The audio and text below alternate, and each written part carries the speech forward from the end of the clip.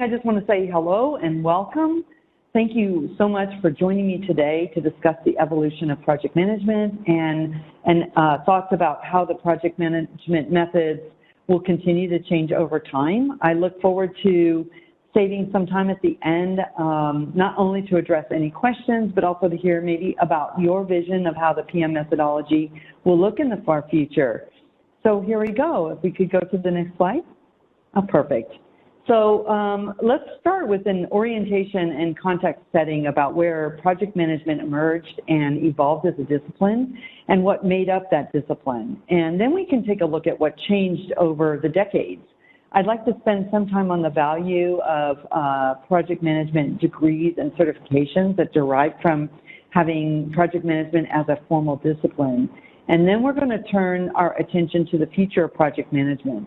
The material discussed today comes from, much of the material comes from my books on project management for research and development and systems engineering for projects, as well as the Project Management Institute's PMBOK, what we call the PMBOK guide, the 7th edition, which was recently released.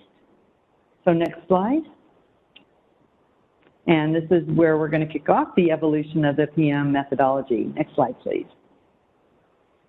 So project management emerged as a methodology around the 1950s. The driving force for change came from large defense contractors and engineering organizations, which were developing and producing highly complex and costly products.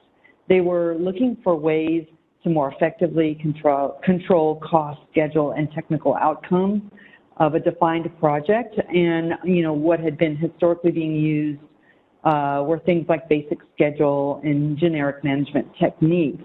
So it pulled all those together into a methodology. Project management has proven to be effective and widely adopted by large organizations throughout the world, and particularly for items that were mass-produced and widely distributed.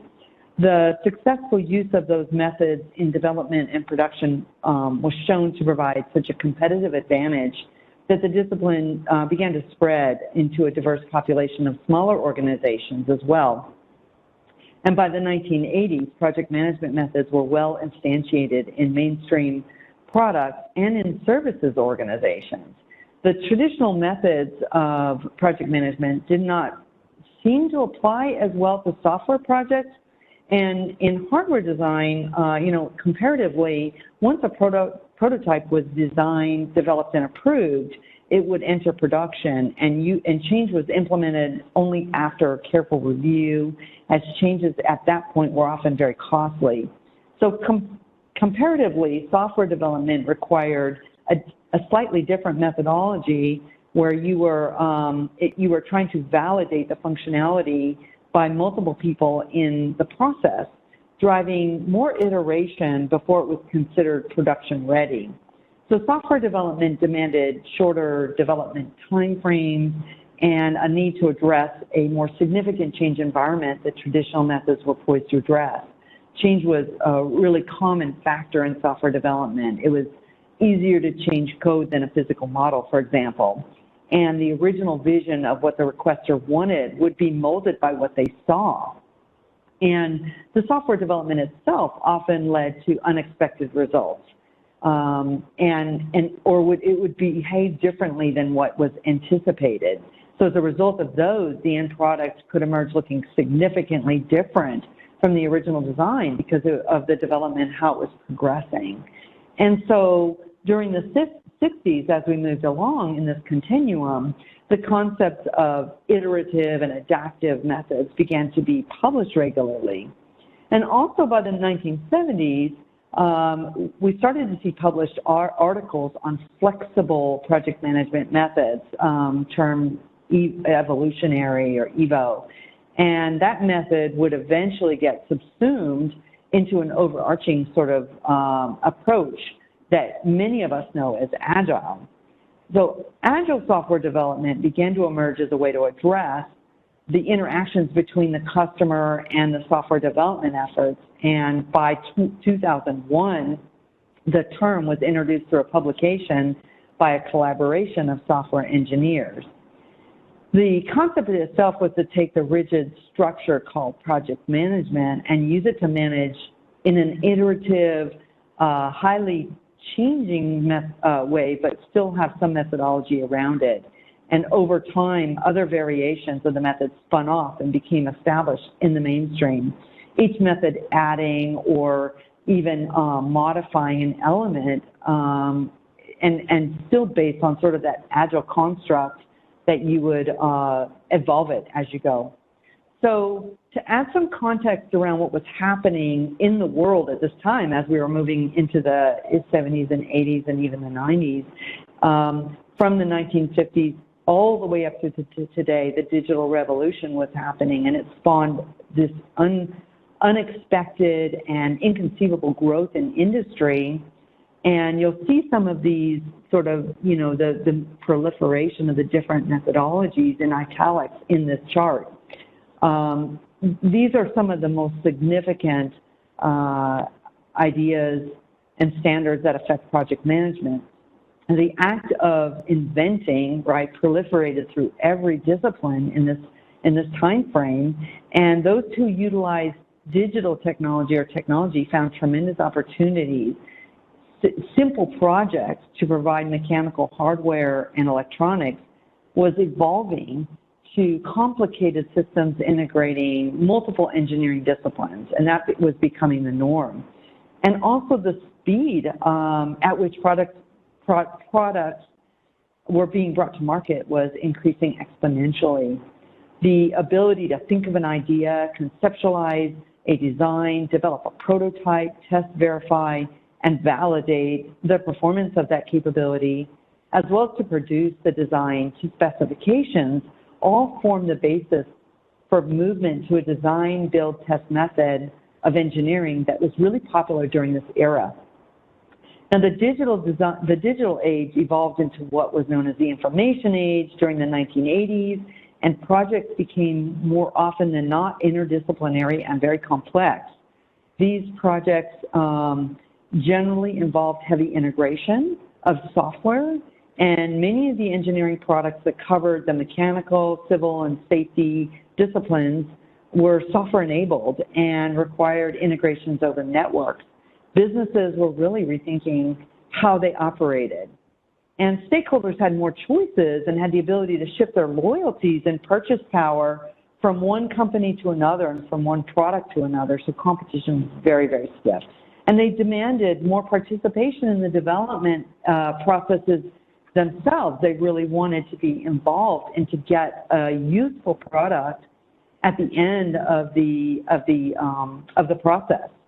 So organizations tried to find ways to modify traditional and basic flexible methods of project management into unique methodologies that would give them a competitive edge to drive faster, timely, and more user-focused products through to production.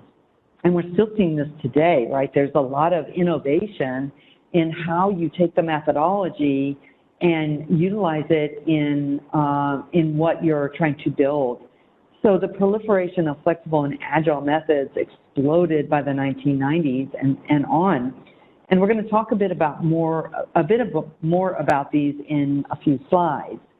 The successes of the project management discipline over these decades and the ability to prove the value in successfully supporting this massive demand brought on by changes in the economic environment and the exponentially increasing demand for highly complicated and complex technology, which we still see to this day, for both the average person and across all industries, is indisputable. We know that we see it in everything we do.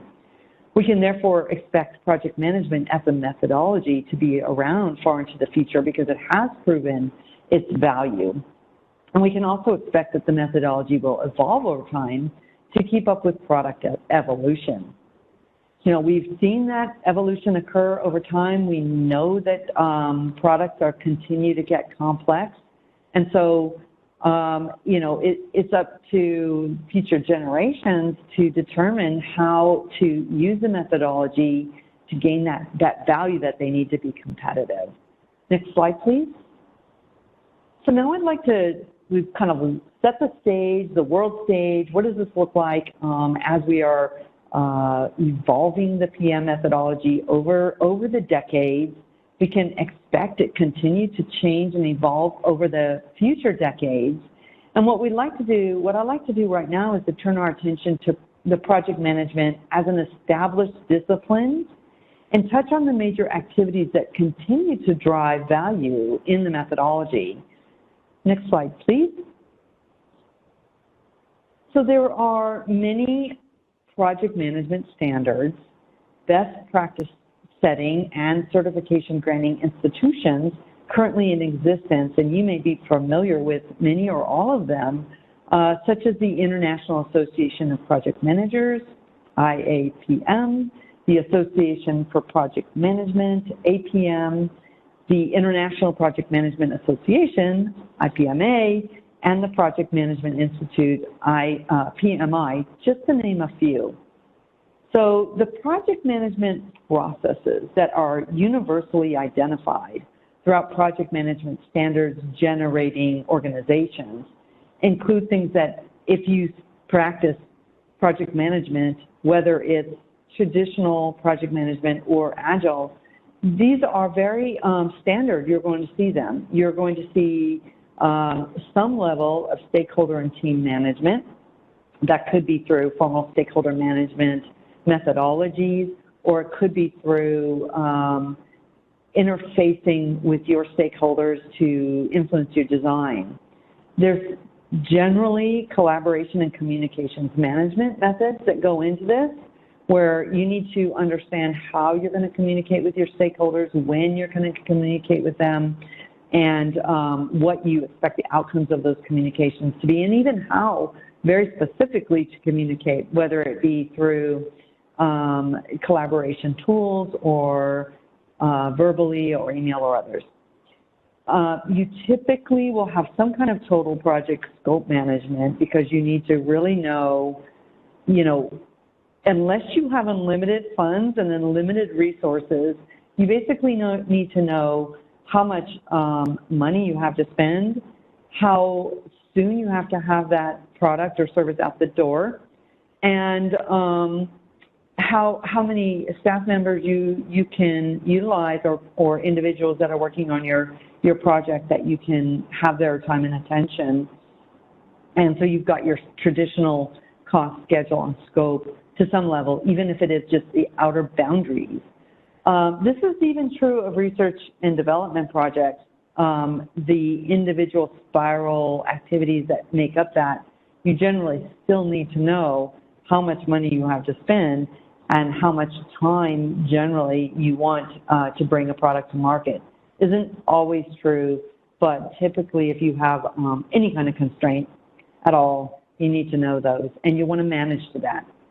You'll also want to spend, you also want to have some level of rigor around resource project team management and your schedule management and your procurement management.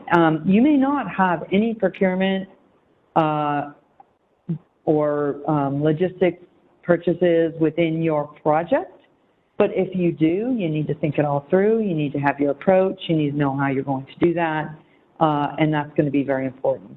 And you're going to need to know how to budget and forecast and develop your costs and report on them, as well as to have risk mitigation, risk management. Now, where risk management really comes in a very powerful way is when you are working in an agile environment or where you're using flexible methodologies. In some cases, you are actually approaching your highest risk first and trying to solve those problems. And that's really exciting if you can do that, but you'll definitely want to manage that risk whichever way you approach it. Another really important part of project management methodology has to do with quality. You absolutely want to measure and manage your quality so that whatever you turn out at the end of your project is deemed quality by your stakeholders, not only by the project team, but by your key stakeholders who are receiving the product. I think we've all been part of projects at some point in our life where we follow the project plan to the T. We give the customer what they ask for, we haven't really adapted the change, accepted the change or adapted it into our project plan, and we end up with a project that is less than ideal, that's not what the customer needs or wants. So managing that iteration, managing change, adapting it, and making sure that what is provided at the end is not only the agreed upon scope within the schedule, within the budget, but also adds on the approved changes, and that you have managed that change as well. So depending on the project complexity, the size, the funding level, the criticality of that project, you know, we must have this, it's a rocket to the moon or whatever, or impacts of non-performance in those areas, cost, schedule, or scope, the application of rigor, the application of the rigor with the processes may change. Now, the process that we're talking about right here is called tailoring. And I think, you know, one of the biggest challenges that people have is when tailoring is done incorrectly.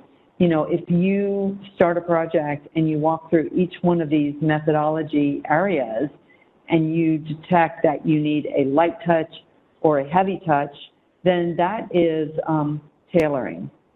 If you go through this, or if you don't go through this and you just eliminate, well, I don't need risk, or I don't need quality, or I don't need whatever it is that you think you don't need, you could find yourself really in a very bad situation with your project, because at some level, each one of these are needed as you work through your project, even if it's a very cursory look at what you're doing in metrics, for example. And a lot of people think that, you know, rigor, if you use traditional rigorous project management, that you need to do a lot of reporting out and documentation. That could be true. It could not be true, depending on the project complexity, size, funding level, etc. So it's worth a look across all of the discipline areas to make sure that you are actively and appropriately managing your project. So next slide, please. I want to talk a little bit about practicing of traditional or waterfall method of project management, and and what actually, you know, how you compare and contrast that with flexible methods. So traditional project management methods require that a scope be developed, a set of requirements be defined at the beginning of the project, and a list of attributes be developed, and you know, that the project team is going to develop over time and implement over time. Once the full set of attributes are completely developed, a test phase begins to validate the design and the development, and to validate that it meets the criteria set at the beginning of the project. Now, most projects today, that kind of rigorous project, unless you're building widgets or some one thing, and you're out of the development phase and you're just implementing a project across the board, it's really hard to use a basic traditional project management method. In the traditional method, introducing change in the process is really not desired because it costs money and it adds schedule. So the traditional method really requires strict change control so that you want to assess the true impact of any change across what you're producing. The waterfall method describes an entirely sequential process where requirements for a project are defined, designed, implemented, tested, installed, and maintained, and each step down requires a completed previous phase. You don't move forward until you finish that previous phase, typically. If you do move forward without completing it, you accrue what's called technical debt, things that you have to solve in the next phase.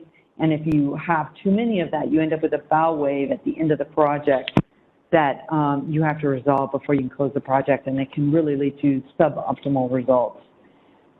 Having these kinds of controls provides a solid basis for which to apply project management in a way that's repeatable and auditable, and that's what you want in those kinds of projects. They provide order and control, and that is the essence of the discipline. The performance goal is to meet the final deadline within cost, within schedule, within scope requirements that were set at the beginning of the project and have taken into account any approved change that was rigorously reviewed.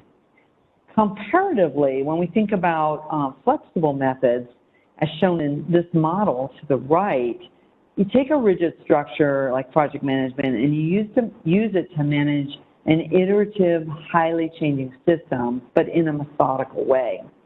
So some of the flexible methods I have here are, shown as the spiral method, the rapid application development, or RAD, adaptive software development, ASD, feature-driven development, FTD, agile and evolutionary project management, shown as EVO.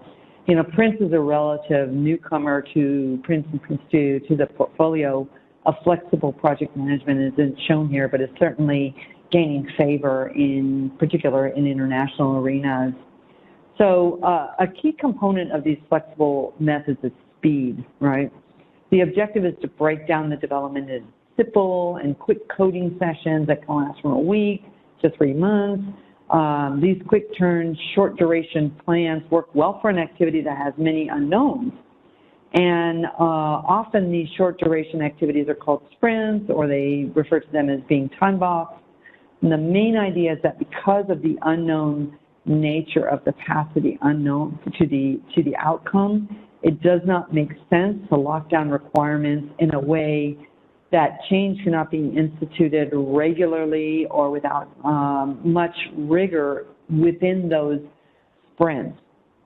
And that's perfectly fine. Again, I'm going to caution that, unless you have unlimited funds and unlimited time, there is typically something that you have to keep an eye on is like you can come up with massive new designs, but if it's outside the boundaries of the finances that you have available to you at that time, or the resources, or you need more staff to solve a problem, you're going to have to go and get those additional resources in order to complete that sprint or to move on to the next sprint. So it is something that you must keep your mind on as you move through the development. So another important component is that instead of a specific set of technical requirements that must be met, these types of flexible methods favor more intuitive and common language descriptions of what is desired. Stories that describe functionality, what the end result looks like, or what you want it to look like. You might have often heard these referred to as business cases, themes, vignettes, user stories.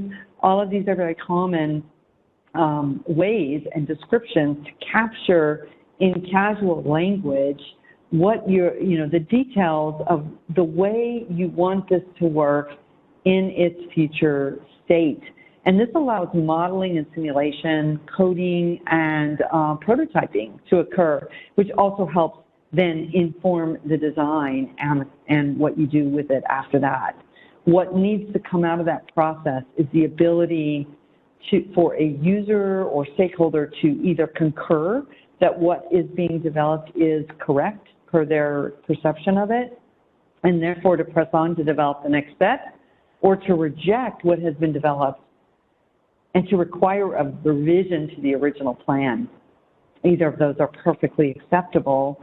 And in this case, having an outcome where it's not what you expect is actually much more intriguing and can lead to better outcomes. So there's not really a concept of failure in this. It's just more of sort of that research, evaluation, investigation, and that makes it quite exciting. In traditional project management, scope creep is a term that we use to describe an evolving, increasing project scope, which usually results in schedule slip or over budget situations, even if you do go through change and you accept them, because every change comes with a cost greater than the original budget unless you have a sufficient what we call contingency or reserve to cover that percentage of increase. And that's a whole different topic. We could do a course, and we have done a course. You're welcome to look it up on actually dealing with contingency in a project. It's a fascinating topic. It is tied into your risk management methodologies, and that is, I really encourage you, if you're interested in that topic, to go to the website and review that presentation. So when you're using a flexible method, the scope will evolve as users test and validate that functionality, and they want to have a say typically, and need to have a say in what ultimately ends up being produced. And flexible methods provide that close customer interaction. One other key component to the flexible methods that I find very useful is this risk reduction methodology. Most flexible projects, if they're done really well with the best outcomes, they really tackle the highest risk items first, the ones that are most difficult to achieve and or that have the highest potential cost impact. If you've got a team that is a very has done these types of agile projects in the past, they want those bits and pieces to try to solve because they're interesting and they're challenging, and they'll usually grab those off the Kanban board first because they want to try to solve the big unknowns. And ideally, these types of risks can be reduced the quickest and at the lowest cost possible, but not always the case. And identifying the riskiest part of the plan and resolving and testing these first really leads to one of two possible outcomes. The first is if the testing validates the assumptions, behaviors, performance, hypothesis, or other stated desired outcomes. If that testing does that, then you've reduced your risk because performance was achieved and you can move on to the next activity. Or alternatively, if the testing does not validate the hypothesis or the assumptions, or if the behavior or performance does not match the stated desired outcome, then risk is not reduced and it's necessary to mitigate that risk and take a different action. And one might end the exercise at that point, restate the outcome, or even try a redesign to try to achieve the original outcomes, or to work with the key stakeholders to decide how important that key outcome is for them, and perhaps to change based on that knowledge what's within the realm of possible and what they want to focus on doing. So this, I think this is what might be referred to as a critical branch point, or a point in time when really something significant occurs to change the direction of a project. And in flexible projects, critical branch points are reached often and must lead to a reassessment of the current plans. Again, it shouldn't be seen as failure because there's an investigation of the unknown. You don't know what you're going to find. And in reality, these can lead to very powerful, very positive changes to the project. And they may not cost more. They might not take more time. In some cases, they can actually reduce the cost and the time. So be open to that. And I think that that's one of the messages that I want to say, is that when people say that they're using Agile, make sure that you investigate what kind of Agile methodology is being used, and how are they using it, and are they using it in a way that is going to really achieve outcomes. Now, when we talk in a little bit about the future of how project management methodologies will evolve, I'd like you to think about this evolution from the traditional method driving into these sort of flexible methods, and what might change in our world. We're going to talk about that a little bit, but what might change in our world that would drive that to the need to further evolve these kinds of flexible methods. Next slide, please. Hey, Lory, it's Susan. Sorry to interrupt. We have someone asking from the audience, can you just elaborate on what PLM stands for? Oh, yes, that's a product life cycle development. It's a very traditional older method of where they would just look at the product through its life cycle, and it's really applying the traditional method. Thank you. Okay, thanks, Lory. Thank you. Okay, so at this time we've reviewed the evolution of the PM methodology, and we've defined project management as an established discipline. So now I'd like to pivot us to discuss the key decadal methodology changes that have occurred. Next slide, please. So anyone who has a PMI certification should be very familiar with the PMBOK. This is the project management body of knowledge and the standard for project management and the critical document that guided our studies for our certifications. The PMI Project Management Professional PMP certification, being the most popular and widely recognized certification, is also recognized as the gold standard in project management all over the world. And they have continually evolved throughout the decades to address changes in approaches, adding new thought to their standards. We will use the most current PMI guide to the project management body of knowledge and the standard for project management as the basic source for this discussion, along with my two books that I've mentioned before. And I'll be showing snapshots from, from my books in particular for discussion here. I encourage anyone interested in the PM methodologies to go directly to the PMI website for full access to the essential standard and guide. There are others, and I'm going to talk about those on the next slide. So if we could have the next slide, please. Very good.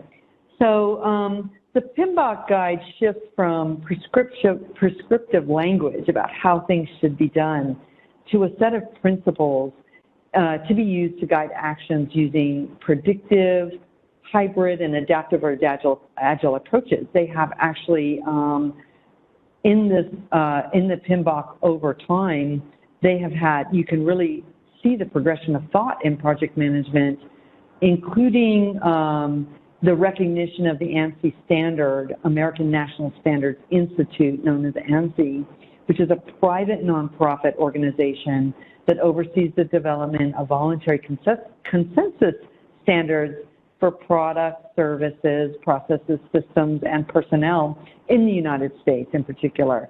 In the third edition, they point out, they really align to the ANSI standard.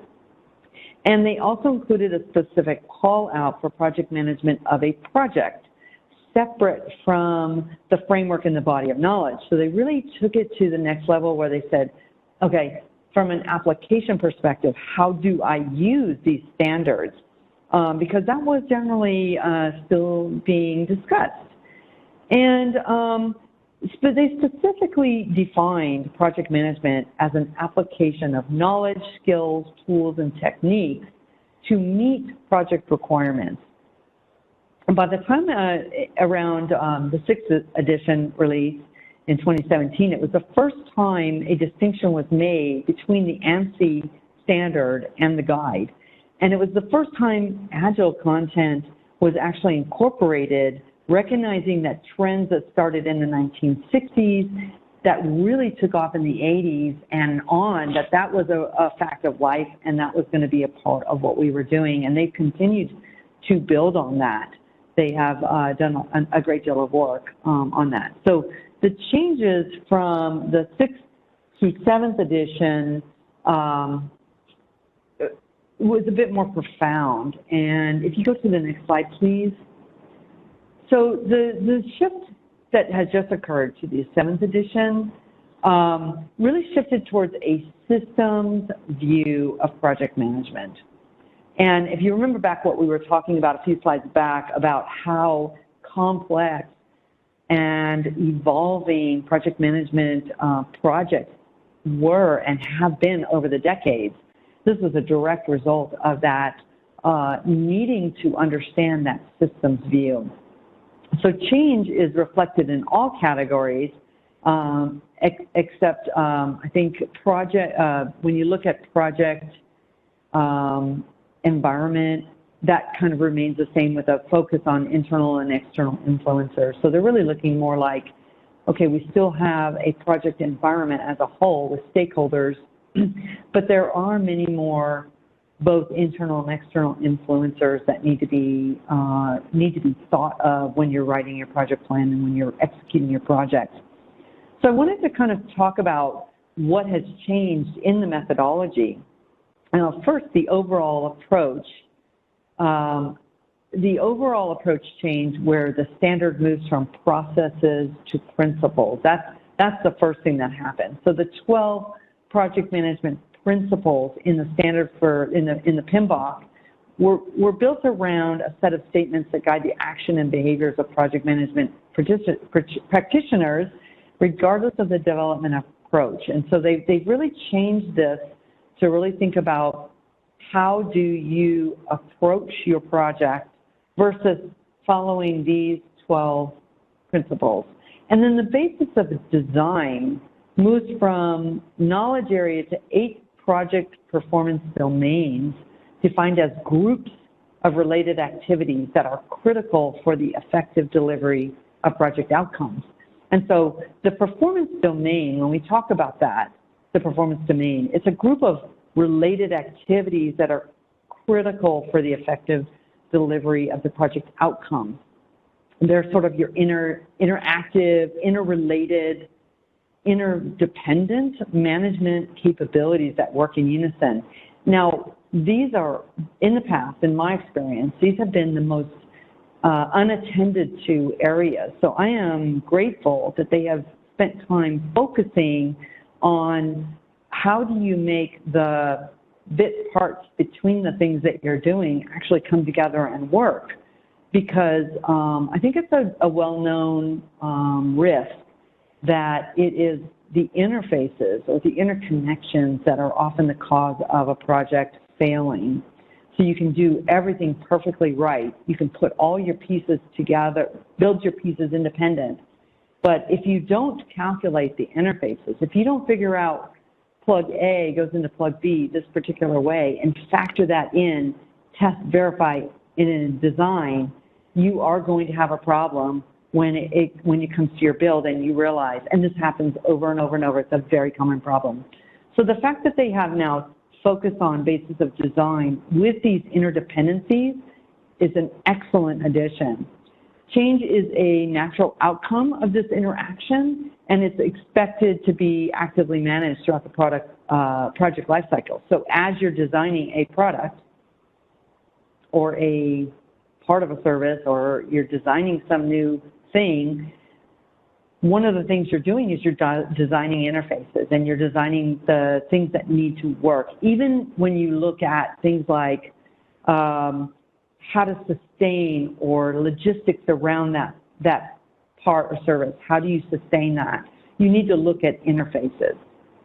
So project applications, the next one moved from, most project applications are, most of these projects, the applications of these are, let me reframe. When you're looking at how to apply these methodologies to projects, in the past it would say most projects need this most of the time. But now they're saying all projects need it all of the time. The difference is in the rigor that you apply, how much you put. If you go back to a few slides back, if you think about that, how much rigor are you actually going to spend? So what I mean by that is if I have 2 stakeholders and I'm trying to build a product for them, I probably don't need to put a whole methodology together to big reports that they get every month and stand-up reviews. Probably don't need that. But I do need a way that they agree on to reach them, to communicate the status of the project, and to get their input. So the level of rigor around the applications that you apply is what we're talking about. And they've shipped that to all projects all the time, but how you do it is the thing you need to understand, and that goes back to your overall approach, where it depends on what the project is, who you are as a project manager, and where your strengths lie, and how you want to apply that. So target audience changes from your audience is not the project, is not the project manager, but it is literally your audience is anyone involved in the project with a specific focus on team members and team roles. All right, I'm going to speed up a little bit because I definitely want to get to the feature. So a couple other points before we shift to the next one is the degree of change shifts from the concept of incremental revision built on previous versions, which would be your traditional, to adaptation based on what is needed to get to your successful outcomes. And tailoring obviously provides the guidance on how do you tailor, what does that mean, the deliberate adaptation of the project management approach, governance, and processes to make them suitable for your given work at hand. And that's essential, and I'm so happy to see that in the PMBOK 7th edition. When you go to the next slide, please, I just want to point out that, you know, here's a little bit of a slide where you can see, you know, over the course of my career, kind of put in what I've experienced, but guidance around project performance domains, tailoring, model methods, and artifacts is excellent. Everything in red represents a significant change, and using the project management methodology, in particular within this new guidance and standards, decreases the risk on the project and increases the probability of achieving your successful outcomes. But without strong and effective leadership, leaders who are able and willing to follow the guidance and the standards, that chance of success diminishes. So you just have to, you know, project managers are really, really important to this, and it's important that that you do have that methodology. Using a rigorous approach like this is, I just want to point out, is hardly the only way individuals can successfully create, innovate, research, and develop. It is possible to achieve great things in a less disciplined manner. However, it often comes at a cost. Sometimes it impacts expected spending on an activity, or it might take years to complete something that could have been accomplished in a short time if the right resource has been allocated. So as I like to say, feel free not to use PM if you have unlimited funds and unlimited time, but otherwise you might want to think about that. So let's quickly go to the next slide and talk about the value of the PM degrees and certifications. Next slide, please. So degrees and certifications are not the only way to be successful in this world. Real world experience is very important, but I will say from experience that having the degree or certification opens doors and provides a way for a project manager to enter a project without having to defend their knowledge or experience. And this is particularly true if the project is embedded in a team that is not familiar with the methodology. So if you're interested in paving the way for you to perform PM responsibilities, know that there is an established accreditation process in place that helps individuals have the underpinnings to effectively demonstrate their proficiency in this area. So although the degree is not generally required, a degree certainly never hurts.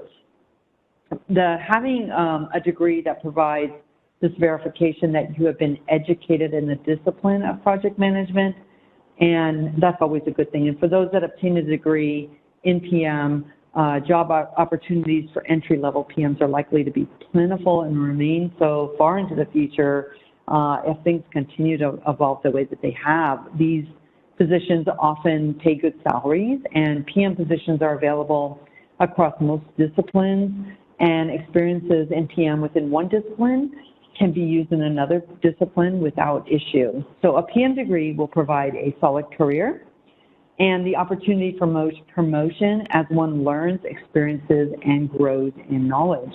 Next slide, please.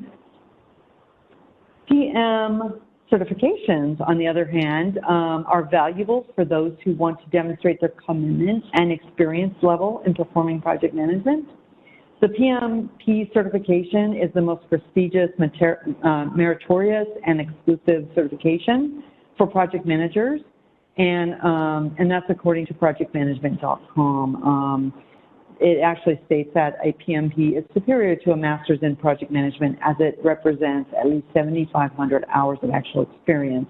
leading and directing projects, as well as objectively assess degrees of theoretical knowledge. But I would say that there are PM certifications that also you can enter at a lower level with very little experience. So please check those out if you're interested. I've listed here some of the more well-known project management certifications available this year. And the PMP is the gold standard, but you have many others, the CompTIA project, the PRINCE, the project, just different methods, including CPMP, which is, you can definitely the associate in project management, the APM. I'll leave you to read through those, including the Agile Certified Practitioner. These are all good certifications. It depends on what you want to do, what you want to study, and that's what you should look to. So let's go to the next slide, please. And I want to, we have looked at the evolution of the PM methodology. We've looked at the discipline itself. We have reviewed the value of PM degrees and certification. I've given you a list of all of those, and you can look into that if you're interested in any of those. And I'm sure there will be more coming up, which is what we're going to touch on. Next slide, please. So next slide, please. The probability is high that projects in the next decade will continue to become more complex and incorporate more interconnected technology. These projects will inevitably include integrated technologies that will cross multidimensional, interrelated components of systems. There's definitely going to be systems that we're looking at. The next generation of technical capability will affect all current systems, and entrance into evolving markets is really going to be along the entire life cycle. So some new capability will be implemented, and many upgrade projects utilizing existing operating systems will be actualized, and that in reality, those can be extremely complicated when you're bringing in new projects to replace or supplement other projects, other capabilities. So the process is to manage project technical scope that enters at different locations along the life cycle phases. That's going to be required. And if we look at where we might see these continued areas of project need, the PM methodology will likely be needed in all areas of social responsibilities, human sustainment, human interactions, and human accomplishments. And these categories sort of represent a system of activities that are often measured by high-level indicators to assess overall systemic health and vitality of the world, countries, cities, and populations.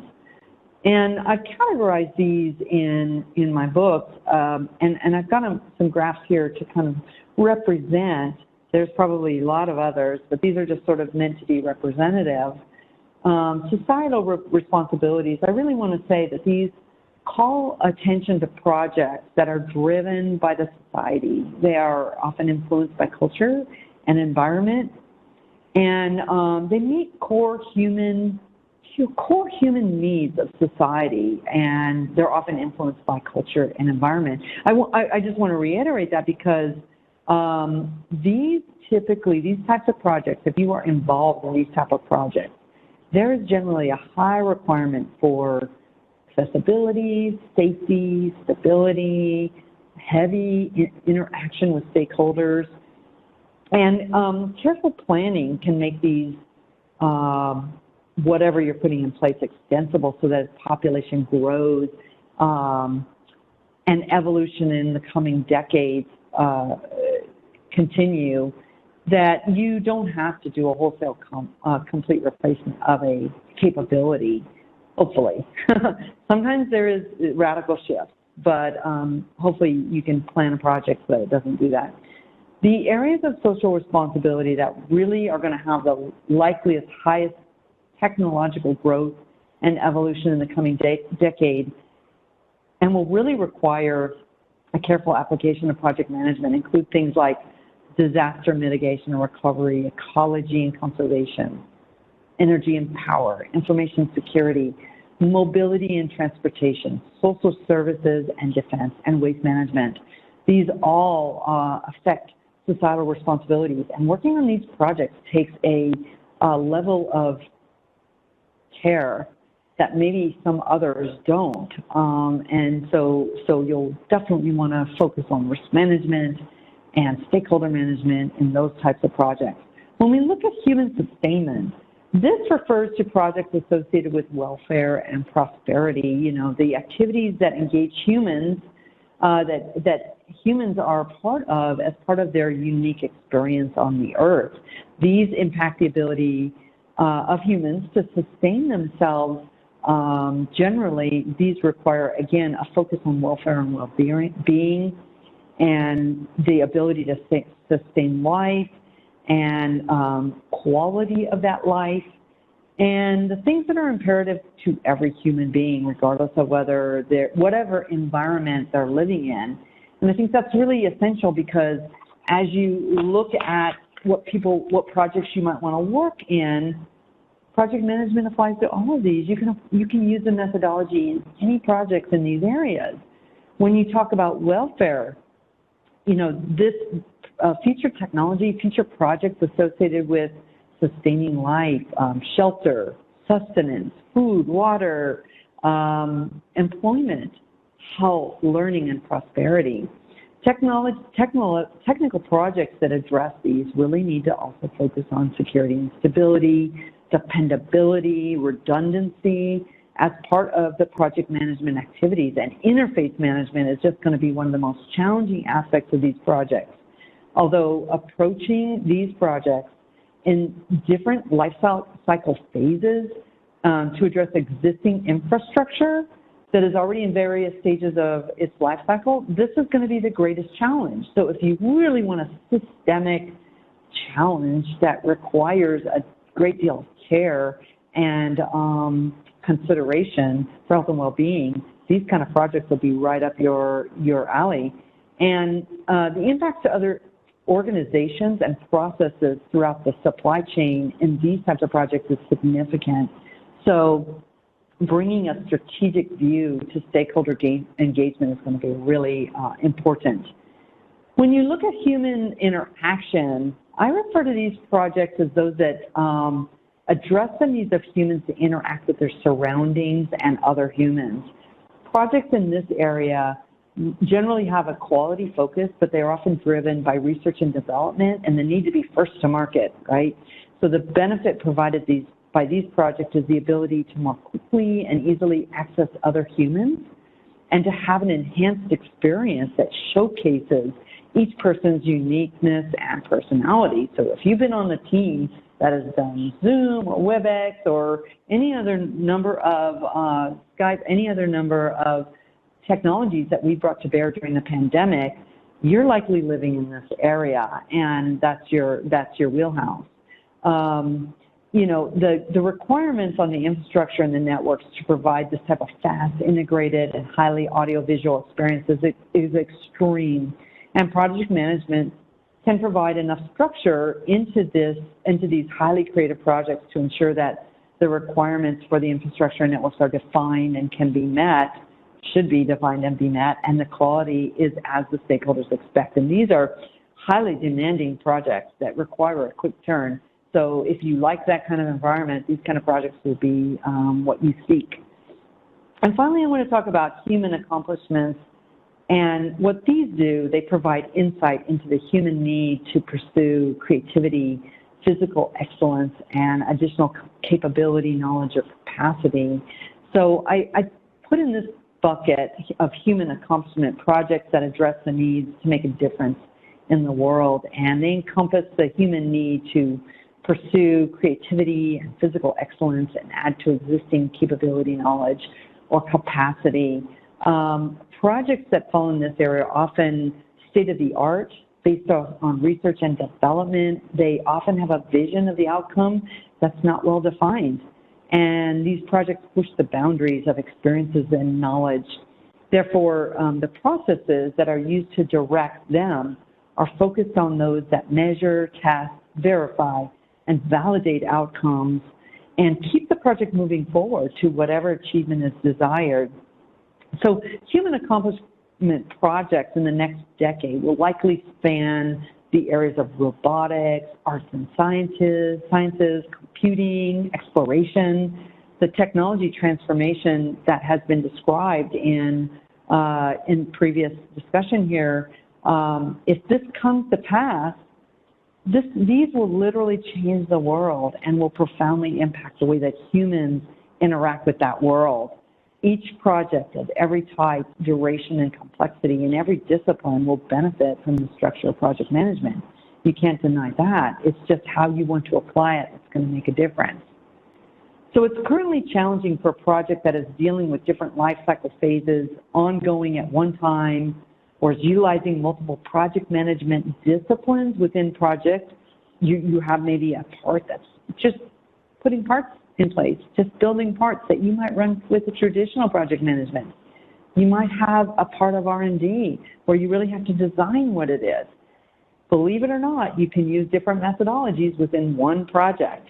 And if you really want to attend to your interfaces and the interactions between those, you will run it as one project. The more you break projects up into individual projects, the more you have to be considering those interfaces. So you can use multiple project management disciplines. I have a webinar on that as well if you'd like to search that out on this with this group. And in coming to terms with how to best approach a project, what you're ultimately after is the probability of achieving those successful outcomes. All right, so project management methods must evolve to be able to address these challenges and the challenges from the new complexity. And so I want to talk a little bit about what that might look like in the next couple of minutes. Next slide, please. So according to the Project Management Job Growth and Talent Gap 2017 to 2027 assessment performed by the PMI organization, the demand over the next 10 years for project managers is growing faster than the demand for workers in other occupations. And as our environment gets more complex and uncertain, PMs need more and more tools to help deliver projects in that kind of environment. And project managers need to respond to stakeholders with shorter attention spans, with competing demands on their time. There's complex and unknown technical situations and complex and unknown geopolitical and socio-political situations. And there's higher staff turnover across the board. We don't see job for life anymore, typically. Some still do. I won't say it's completely gone. Greater demands being put on management teams. Collaborative contracting and partnering with suppliers adds more complexity and increasing complex regulation and governance. And in my words, increasing tempo and faster times to delivery, that's what we're going to see. So project managers need options that will help them deliver. And that means being able to choose from predictive, iterative, and hybrid ways of delivering the work and blending what works to get the best results. Next slide, please. So PMI says that by 2027, employers will need nearly 88 million people in project-related roles. The global demand for project managers is increasing. I can attest to that. PMI's research, the project manager of the future, developing the digital age project management skills to thrive in disruptive times, 2018, has similar themes. The digital skills important to project managers are data analysis, analytics and management, security and data protection, legal and regulatory compliance, online collaboration and leadership, knowledge management, and data-driven decision-making. Add into all that the very non-digital skill of resilience. With this change, with all of this change, disruption and digitalness, the ability to cope with the ups and downs of the job is going to be essential. Truer words never spoken. These are very thoughtful and true as far as I can detect from my decades in this area. So next slide, please. So as we now move into the Q&A, I am happy to answer questions that you have about this presentation, but I'd also like to pose the question to you as to how else might PM methodology need to change to adapt to the future? it would be great to get some of your perspectives on this progressive topic. And before we move there, I just want to thank you again for your time today. I know your time is valuable, and I appreciate your participation, and hopefully you found this interesting and thought-provoking. We do have one comment. Someone stated, I have always maintained that the prime benefit of any methodology is as a checklist. You don't have to do everything on the list, but eliminate what you don't need rather than forget something you really need. That's such an excellent way to look at it, because, and it fits right in with the tailoring model. You may not need everything, but it's good to just walk through the list. And I know, like, I do a lot of adventures, and I have a checklist. I may not need each part of that. I may not need each item of that gear for every event that I do. However, I'm going to go through the checklist just to make sure. And if I forget something, it can be catastrophic. And in this case, it's true too. So that's a great example. Thank you for sharing that. Great, thank you. Next question that we have is, what is the future of project management to manage more agile, waterfall, or hybrid development projects for higher complexity and interconnected systems? For example, the Internet of Things. Are the majority of future projects going to agile, waterfall, or hybrid? I think that it's evolving as we speak, and I think that for anything that has complexity and interfaces and any kind of a cycle where you may not know all of the requirements going in for the most part, like you're going to develop a widget that is well known. You're just going to produce a widget that has been produced many times over.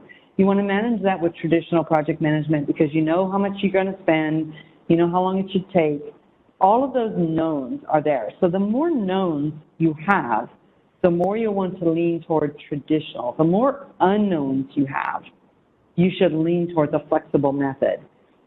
Now, I think what I'm seeing is that there's sort of a design on the fly of the methodology, which can be very tricky. If you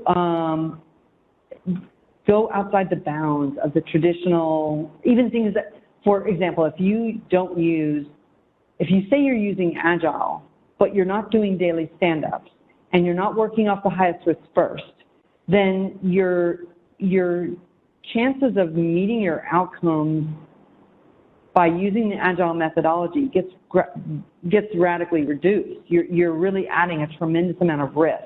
And I see that all the time. People will say, well, I'm using Agile, but they're not really using Agile. They're using some combination of 2 or 3 methodologies.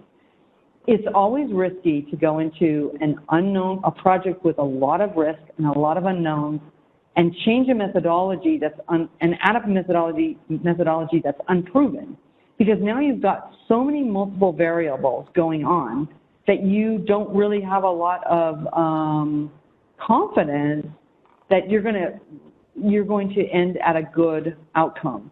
So I would say the more unknowns you have, the least willing you should be to move outside a defined methodology, whatever that is. You want to use EVO, but use it. You want to use Agile, but use it. Follow the checklist. Do the stand-ups. Do the Kanban board. Do the first risk, the highest risk first. That's what I would recommend. And I think that will be the way of the future. People always want to evolve what they're using methodologies, but I think it does add risk. So I would say use a less risky project, test out your new methodology. If you want to design a new methodology, make sure it works, and then use it on a riskier project. Thank you so much for the question.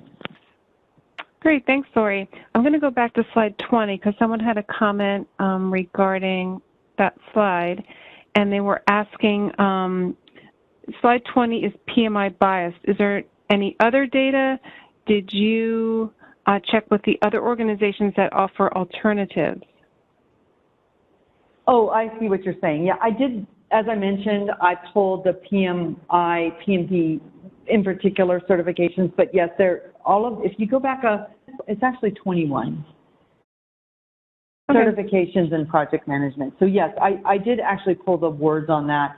And, you know, if you go and you look at Prince, for example, which is gaining a lot of popularity in the international community, it's a little more familiar to the PMI traditional, the volume 6 version. Prince is a little bit more in alignment with the previous volume of the PMBOK, which is why I chose to just go ahead and show the language that came from the project management.com organization, not PMI. So the languages were from a different organization, but specifically talking about the PMP. Thank you. AI has been touted for a long time, but recent indicators that bias is built into the process. We need a PM tool to alleviate the biases that are built into this and other systems. Yes, AI is right, touted as the end all, but as you're alluding to, I believe, you know, AI, what comes out of AI is almost impossible to, it's got its verification and validation challenges because AI is evolutionary. It is it's a learning algorithm.